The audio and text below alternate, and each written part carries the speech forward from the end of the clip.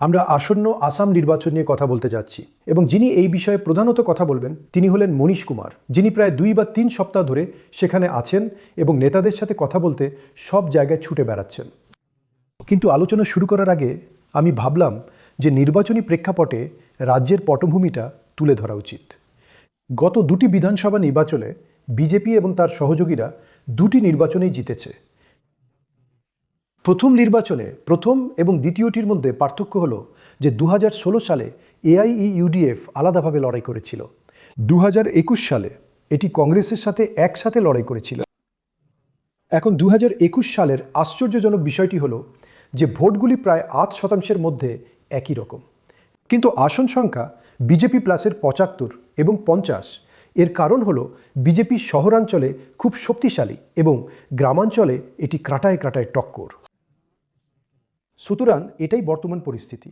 লোকসভা নির্বাচনও হয়েছে, কিন্তু সেই নির্বাচনগুলিতে আপনি জানেন কংগ্রেস 14টি আসন কিন্তু 22 জন প্রার্থী।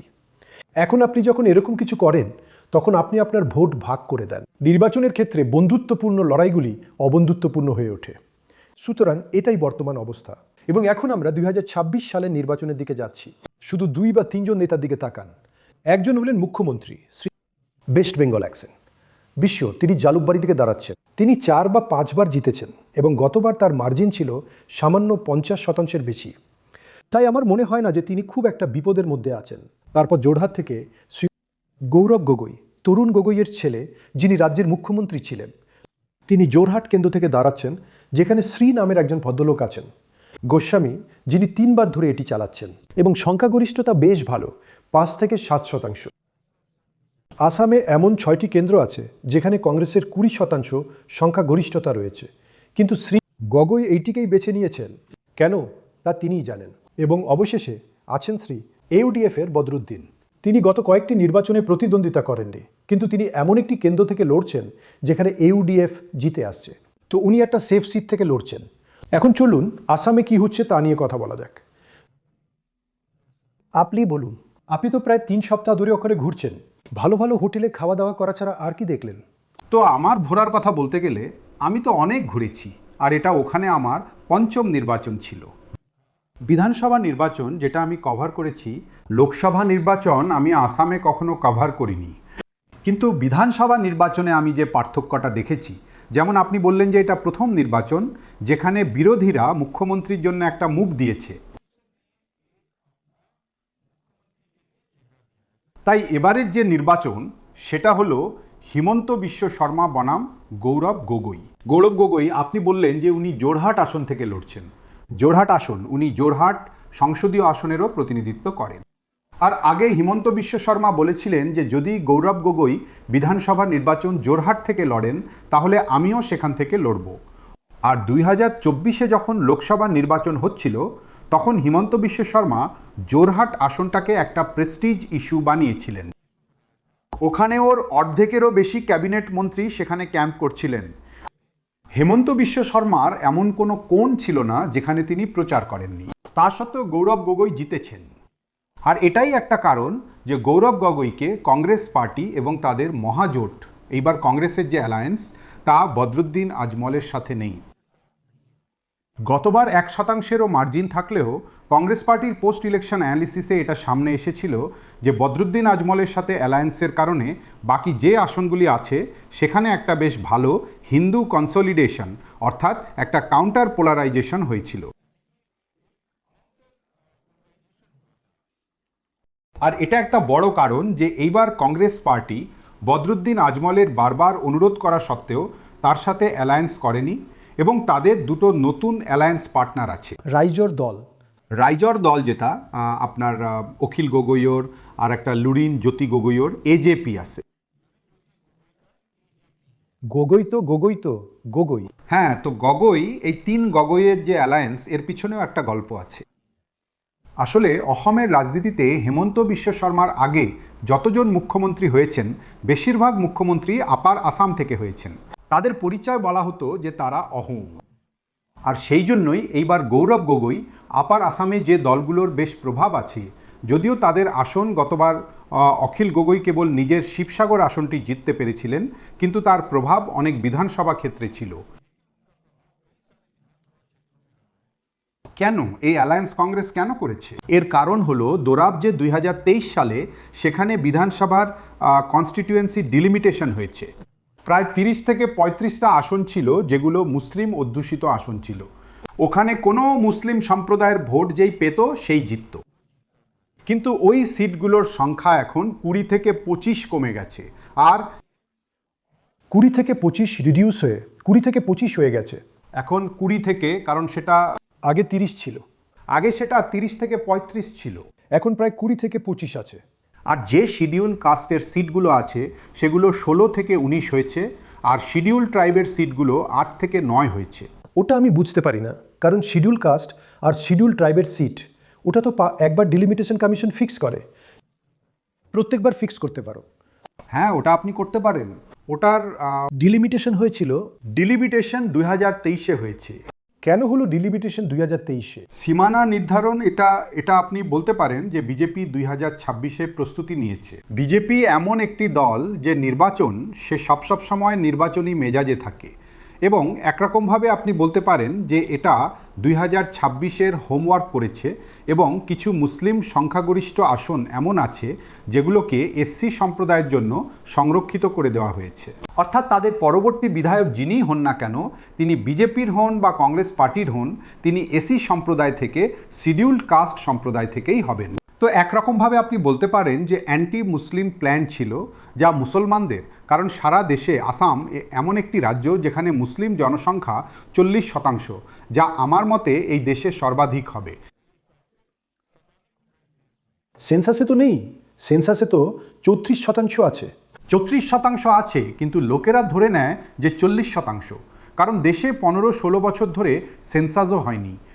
দ্বিতীয় কথা হলো, বিজেপি এই 2026-এর নির্বাচনের জন্য তাদের এই হোমওয়ার্ক করেছে, কারণ তারা জানতো যে যদি নতুন জোট হয় তাহলে এবার আপনি দেখবেন এইবারের নির্বাচনের বিশেষত্ব কি, যে যদি নির্বাচনী প্রচারের সময় যান সবারই মনে হচ্ছিল যে বিজেপি আরও একবার ক্ষমতায় ফিরে আসবে। কিন্তু বিজেপির আসন বাড়বে, কংগ্রেস পার্টিরও আসন বাড়বে। কিন্তু তাদের যে দুজন জোট সঙ্গী আছে, এক তো অসম গণপরিষদ এজিপি, যার কাঁধে ভর করে একসময় বিজেপি আসামের রাজনীতিতে প্রবেশ করেছিল, এবং দ্বিতীয় জন হলেন বদরুদ্দিন আজমল, যার গতবার 15-16টি আসন ছিল। এবার তিনি একক সংখ্যায় নেমে আসবেন, কারণ আপনি জানেন যে লোকসভা নির্বাচনেও তিনি হেরে গিয়েছিলেন। তো এবার যে জোট সঙ্গী আছে, কিন্তু যা বোডোল্যান্ড, সবচেয়ে বড় কথা হলো এই যে বোডোল্যান্ডে যে বড়ো পিপলস ফ্রন্ট ছিল, বিপিএফ, যা হাগ্রামা মহিলাডির ছিল, যাকে শেষ করার জন্য হিমন্ত বিশ্ব শর্মা একরকমভাবে পণ নিয়েছিলেন, এবং তিনি তার যে প্রতিদ্বন্দ্বী ছিল তাদের সঙ্গে জোট করেছিলেন। কিন্তু আপনি দেখুন বিজেপি কিভাবে নির্বাচনের প্রস্তুতি নেয়, যে গত বছর যখন সেখানে স্থানীয় টেরিটোরিয়াল কাউন্সিলের নির্বাচন হয়েছিল, তাতে বিপিএফ সুইপ করেছিল, তখন বিজেপি তার পুরনো ইউপিপিপিএসকে বাদ দিয়েছে। একভাবে ওনাকে সাইড করে, ওনাকে সরিয়ে দিয়ে উনি সঙ্গে সঙ্গে হাগ্রামা মহিলারির বিপিএফের সাথে এবার জোট করেছেন, এবং হাগ্রামা 11টা আসনে লড়বেন, আর বিজেপি সেখানে বোডোল্যান্ডের যে 15টা আসন আছে সেখানে ওনারা 4টে আসনে সেখানে ওনারা নির্বাচনে লড়বেন। এটাই বাস্তবসম্মত রাজনীতি, কারণ কোনো আদর্শ নেই। তাহলে আমি কেন শক্তিশালী লোকটার কাছে যাব না? আমার মনে হয় বিজেপি যা করছে তা ঠিক। এখন আসা যাক এই নির্বাচনে বিজেপির দিক থেকে এবং কংগ্রেসের দিক থেকে প্রধান বিষয় কি। বিজেপির দিক থেকে আমরা যা জানি যে তারা সবসময় প্রতিশ্রুতি দেয়, তাছাড়া প্রতিশ্রুতি দেওয়ার মতো আর কি কি আছে? আজকাল নির্বাচন প্রতিশ্রুতির উপর হয় না। আজকাল নির্বাচন যা হয় তা শেষ 90 দিনে, বিশেষ করে 45 দিনে আপনি মানুষের অ্যাকাউন্টে কত টাকা দিয়েছেন তার উপর নির্ভর করে। সেখানে বিজেপির পারফরমেন্স আপনি বলতে পারেন যে বিহারে যেমন নীতিশ কুমার করেছিলেন, ঠিক সেইভাবে ওনারা 10,000 না কিন্তু 9,000, আর নদেব স্কিমে 40 লক্ষ মহিলার অ্যাকাউন্টে অর্থাৎ 3,600 কোটি টাকা ওনারা নির্বাচনের ঘোষণার ঠিক 4 দিন আগে ট্রান্সফার করেছেন। এছাড়া আরও অনেক স্কিমের টাকাও গেছে, যার কারণে বিজেপি গ্রাউন্ডে এই নির্বাচনী প্রচারের সময় বেশ অপরাজয় বলে মনে হচ্ছে। আমি আরও একটা প্রশ্ন করি। এনআরসি এবং সিএএ নিয়ে এইসব কথা হচ্ছে, যা মুসলিম ভোটকে বিচ্ছিন্ন করতে পারে এবং হিন্দু ভোটকে উৎসাহিত করতে পারে। সেই সব জিনিসের, এবং ধরুন যে ইউনিফর্ম সিভিল কোড আসছে, তার প্রভাব কি? তারপর পরে কি হয়?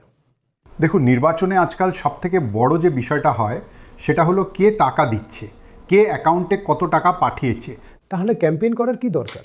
পয়সা দিয়ে দাও, শেষ করে দাও, ইয়ার। তো এখন আপনি মানুন বা না মানুন, নির্বাচনের এখন দেশের নির্বাচনের যেটা সবচেয়ে বড় সত্যি এটাই যে আপনি প্রধানমন্ত্রী নরেন্দ্র মোদী হন বা আপনি রাহুল গান্ধী হন, যে মুখ্যমন্ত্রী যে রাজ্যে যত টাকা দেয় তার স্ট্রাইক রেট ততই বেশি বাড়ে।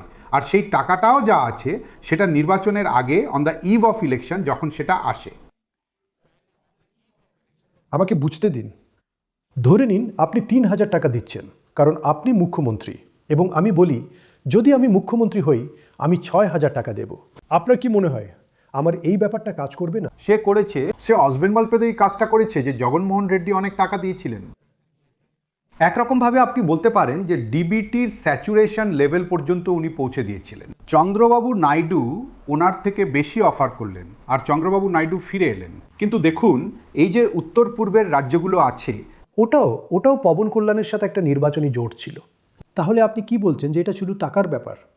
দেখুন, যে উত্তর পূর্বের রাজ্যগুলো আছে যেখানে দারিদ্র্য বেশি, সেখানে এই যে টাকা যা অ্যাকাউন্টে পৌঁছায়, আর বিশেষ করে যদি সেটা মান্থলি ট্রান্সফার হচ্ছে বা on the eve of the election যে লামসাম অ্যামাউন্ট আছে সেটা বেশ সাইজেবল, তাহলে ন্যাচুরালি আপনার দেখুন, টাকা যদি আপনি পৌঁছে দেন তাহলে আপনি অ্যান্টি ইনকামবেন্সিকে কোথাও না কোথাও নিউট্রালাইজ করেন।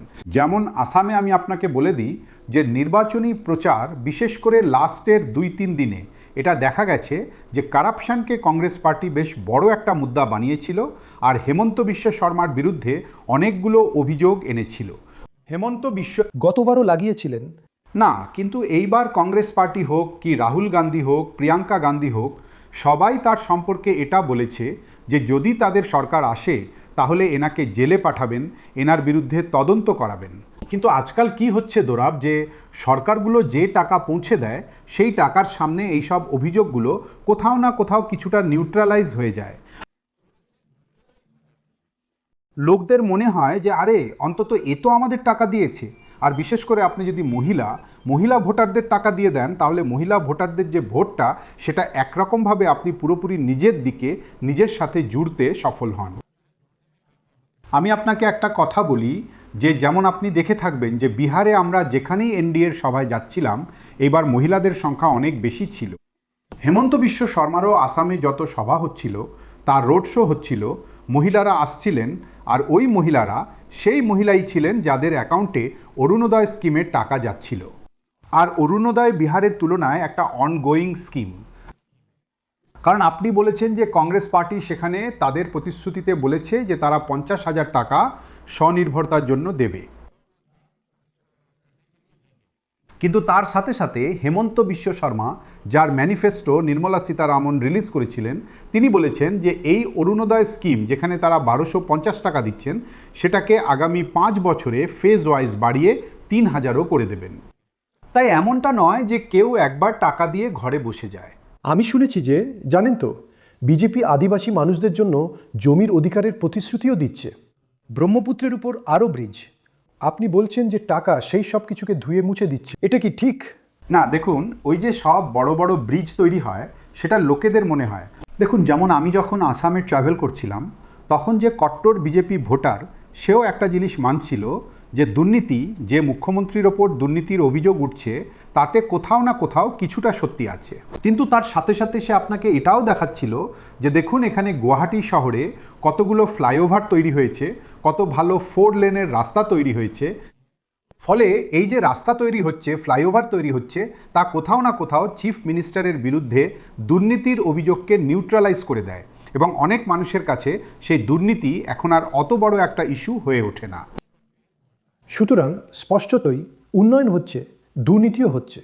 তাই লোকেরা বলছে দুর্নীতি ভুলে যাও, উন্নয়নের কথা ভাবো, এবং আমাদের কাছে যে টাকা আসছে তার কথা ভাবো, আর সেটাই ভোট এনে দিচ্ছে। দেখুন দোরাব, এটা তো আপনি জানেনই, আমি বারবার বলি যে আজকালকার যে ভোটার, তার সোজাসাপটা একটাই নীতি আছে যে তুমি আমাকে নোট দাও, আমি তোমাকে ভোট দেব। ও এখন নেতাদের সঙ্গে একটা ট্রানজ্যাকশনাল সম্পর্ক রাখে। আর এটাও একটা সত্যি যে প্রধানমন্ত্রী নরেন্দ্র মোদী হন, হেমন্ত বিশ্ব শর্মা হন, অমিত শাহ হন, এরা ব্রিলিয়ান্ট ইলেকশন স্ট্র্যাটেজিস্ট। কিন্তু এদেরও এই বাধ্যবাধকতা আছে যে যেখানে এরা শক্তিশালী, যেখানে এদের সংগঠন আছে, সেখানেও নিজেদের ভোটারকে একজোট রাখতে, বিশেষ করে নির্বাচনে জেতার জন্য এদেরকেও হাজার কোটি টাকা দিতে হয়। তবেই এদের নির্বাচনে জয় নিশ্চিত হয়। আপনি জানেন, আপনি আপনার পডকাস্টে 2-3টি আকর্ষণীয় লড়াইয়ের কথা বলেছেন। একটা গুয়াহাটিতে। আমাদের এই লড়াইটার ব্যাপারে বলুন, যেখানে এই তরুণী কিছু একটা করার চেষ্টা করছেন। গুয়াহাটিতে দেখুন 2-3টে বড় ইন্টারেস্টিং লড়াই আছে। বলুন। যেমন গুয়াহাটি শহরে কুনিকা চৌধুরী, এজেপি, নতুন এজেপি, হ্যাঁ, তো উনি তাদের ক্যান্ডিডেট, তাই ওনাকে টিকিট দেওয়া হয়েছে। ওনার সামনে বিজেপির একজন বিজয় গুপ্তা আছেন, যিনি কিনা একটু বিহারি বংশোদ্ভূত, কিন্তু বিজেপিতে অনেক বছর ধরে, অনেক দশক ধরে কাজ করছেন। এজেপির ওর ক্যান্ডিডেটের বক্তব্য ছিল যে বিজেপির যে ক্যান্ডিডেট তিনি বহিরাগত। বিজেপি আসামের লোকেদের টিকিট না দিয়ে তারা বহিরাগতদের টিকিট দিয়েছে। তো এটা একটা লড়াই ছিল। কিছু সিটে গুয়াহাটি শহরে, কিছু সিটে বিজেপির যে বিদ্রোহীরা আছে তারাও দাঁড়িয়েছে নির্বাচনে। কতজন বিদ্রোহী আছে? অনেকেই আছে। বিজেপির প্রায় 10 জনের কাছাকাছি পুরো আসামে 126টা সিটে আছে। কিন্তু আমরা দেখেছি যে বিজেপির তরফ থেকে তাদেরকে বসিয়ে দেওয়ার খুব বেশি চেষ্টা করা হয়নি। তারা তাদের টিকিট দেওয়ার চেষ্টা করেনি। দেখুন, বিজেপি যখনই নির্বাচনে প্রতিদ্বন্দ্বিতা করে দৌড়াব, তখন তাদের চেষ্টা থাকে যে কেউ যদি তাদের ভোট কাটে তাহলে তাকে সঙ্গে সঙ্গে মানানোর চেষ্টা করে। হলো। কিন্তু হয়তো মনে হচ্ছে যে আসামে তারা এই ধরনের চেষ্টা করেনি, কারণ তাদের কাছে যে ফিডব্যাক আছে তা হলো ওই আসনগুলোতে তাদের জয় সহজেই হয়ে যাবে। সুতরাং বিদ্রোহীরা কোনো প্রভাব ফেলবে না, এটাই কি আপনি? এটা বিজেপির নিজস্ব ক্যালকুলেশন। কংগ্রেসেরও কি বিদ্রোহী আছে? কংগ্রেসেরও কিছু বিদ্রোহী আছে, কিন্তু কংগ্রেসের জন্য সবথেকে বড় স্বস্তির বিষয় হলো যে মুসলিম সম্প্রদায়ের যে ভোট সেটা তাদের দিকে। আমরা প্রচারের সময় দেখলাম একত্রিত হতে দেখা যাচ্ছে, এবং আপার আসামেও তারা যে দুটো ছোট ছোট দলের সাথে জোট করেছে তার লাভ তারা পাচ্ছে। কিন্তু যেহেতু মহিলাদের অ্যাকাউন্টে টাকা গেছে, যদি মহিলাদের ভোট একতরফা হয়, যদিও কংগ্রেস পার্টিও প্রতিশ্রুতি দিয়েছে যে তারা 50 লাখ টাকা দেবে, 50,000 টাকা দেবে, ওটাতে মহিলাদের সাথে কোনো বৈষম্য করা হবে না। যে কোনো এজ গ্রুপ, যে কোনো কাস্ট আর কমিউনিটির মহিলাদেরকে তারা ঠিক এই টাকাটা দেবে, 50,000 টাকা। ওয়ান টাইম পেমেন্ট হবে। কিন্তু আমি যেমনটা বললাম যে যখন আপনার অ্যাকাউন্টে টাকা আসছে, তখন নিশ্চিতভাবে যে টাকা দিচ্ছে তার দিকে আপনার ঝোঁক বেশি থাকে। এবং হাতে নগদ টাকাই আসলো। হ্যাঁ, জানেন, কেরালায় যেভাবে চলছে তাতে শীঘ্রই তারা এমনটা করতে চলেছে যে যদি আপনি একজন পেনশনার হন তাহলে পুরুষ এবং মহিলা উভয়ই এটা পাবে। তো শীঘ্রই, এখন এটা মহিলারা পাচ্ছে, শীঘ্রই এটা পুরুষ এবং মহিলা উভয়ের জন্য হয়ে যাবে। তাই আপনি এবং আমি আশা করি কিছু টাকা পাওয়ার যোগ্য হয়ে যাব। কংগ্রেস পার্টিও আসামে প্রতিশ্রুতি দিয়েছে যে অরুণোদয় স্কিমে যে 1250 টাকা পাওয়া যাচ্ছে সেটা তারা সিনিয়র সিটিজেনদের প্রতি মাসে পেনশন হিসেবে দেবে, পুরুষ বা মহিলা নির্বিশেষে। হ্যাঁ, তো এটাও একটা বড় ব্যাপার। কিন্তু যে ভোটারের যে বিভাজন আসামে প্রচারে আমরা দেখেছি যে বিজেপির প্রচার কোথাও না কোথাও বেশি আক্রমণাত্মক ছিল। বিজেপির কাছে একটা সংগঠন আছে যা কংগ্রেসের কাছেও থাকতো, কিন্তু কংগ্রেস কোথাও না কোথাও রিসোর্সের দিক থেকে আসামে আমার কাছে বিজেপির সামনে একটু দুর্বল মনে হয়েছে। যদিও শেষ 4-5 দিনে তাদের নেতারা জোরদার প্রচার করেছে, কিন্তু প্রচার দিয়ে কিছু হয় এমনটা নয়। ওটা একটা মনস্তাত্ত্বিক ব্যাপার। আপনি সোশ্যাল মিডিয়াতে একটা হাওয়া তোলার চেষ্টা করেন। ভোটার যে আছে সে নির্বাচনের আগে পর্যন্ত বা যেমন যেমন তার অ্যাকাউন্টে টাকা আসে তার মন সেই হিসেবেই তৈরি হতে থাকে। এছাড়াও এটা কি এই কারণে যে বর্তমান সরকার, বর্তমান দল নয়, দুঃখিত, 10 বছর ধরে ক্ষমতায় আছে, এর মানে কি এটাও যে তাদের সাথে যা কিছু ঘটেছে, তাদের সাথে যা কিছু ভালো ঘটেছে তার জন্য সবাই তাদের দিকে তাকিয়ে থাকে এবং বলে বিজেপি আমাদের জন্য এটা করেছে, তাই এতদিন ক্ষমতায় থাকার সুবিধাও তারা পাচ্ছে। এই কথাটা কিছুতেই অস্বীকার করা যায় না যে দেখুন ওখানে ডাবল ইঞ্জিনের সরকারের একটা প্রভাব দেখা যাচ্ছে। বিশেষ করে হেলথ কেয়ারে আমি দেখছিলাম যে আমি যেখানেই যাচ্ছিলাম সেখানে ভালো মেডিকেল কলেজ আগে থেকেও হয়তো ছিল, অনেকগুলো ক্যান্সারের হাসপাতাল ছিল। কারণ আমি দেখেছি যে আগে দিল্লির এইমসে সবচেয়ে বেশি রোগী যারা আসতো তারা আসাম বা উত্তর পূর্ব বা বিহার থেকে আসতো, কিন্তু আসামে স্বাস্থ্য পরিকাঠামোর উপর অনেক খরচ হয়েছে। তার সাথে সাথেই যে সড়ক পরিকাঠামো আছে, যে রাস্তা আছে, ভেতরের রাস্তা, গ্রামীণ সড়কের হাইওয়ে, সেগুলোতে অনেক পরিবর্তন দেখা গেছে। 10 বছরে অনেক কিছু হয়েছে, তার আগেও হতো। আসাম কেন্দ্রে থাকা যে কোনো সরকারের জন্য একটি অগ্রাধিকারের রাজ্য হয়ে থেকেছে, কিন্তু সেখানে মানুষের মধ্যে বিজেপির প্রতি এই বিশ্বাসটা একটু বেশি দেখা গেছে যে এই সরকার আছে মানে কাজ করছে। হ্যাঁ, এনারাও তাদের কোর ভোটার, এনারাও মানছিলেন যে দুর্নীতিও বেড়েছে, কিন্তু তাদের বক্তব্য ছিল যে কাজও তো হচ্ছে। তাহলে সব মিলিয়ে আপনি কি বলবেন, আসামে কে এগিয়ে আছে? নিঃসন্দেহে বিজেপি, এবং এটা খুব স্পষ্ট যে আসামের ক্ষেত্রে তারা আবার ক্ষমতায় ফিরে আসছে। আমরা পোল অফ পোলস করি এমনটা নয় যে আমরা পোলগুলো করি, কিন্তু আমরা যে পোল অফ পোলস করেছি না, আমরা করিনি। যেটা হলো আমরা 9 বা 10টা পোলের গড় করি, তা বিজেপির জন্য 83টি আসন, কংগ্রেসের জন্য 40টি এবং অন্যদের জন্য 3টি আসনের ইঙ্গিত দেয়। তো এখন অপেক্ষা করা যাক, আপনাদের খুব অল্প সময় অপেক্ষা করতে হবে। অপেক্ষা করে দেখা যাক কি হয়। ধন্যবাদ মনীশবাবু, অনেক অনেক ধন্যবাদ। অনেক অনেক ধন্যবাদ দৌরাব। আপনার সাথে কথা বলার সবসময় একটা আলাদা পার্সপেক্টিভ থাকে, একটা আলাদা, আপনি বলতে পারেন যে মানুষের জন্য এনলাইটেনমেন্ট হয়। ডিকোডারে আমাদের এই বিশেষ আলোচনা জারি থাকবে, দেখতে থাকুন ডিকোডার।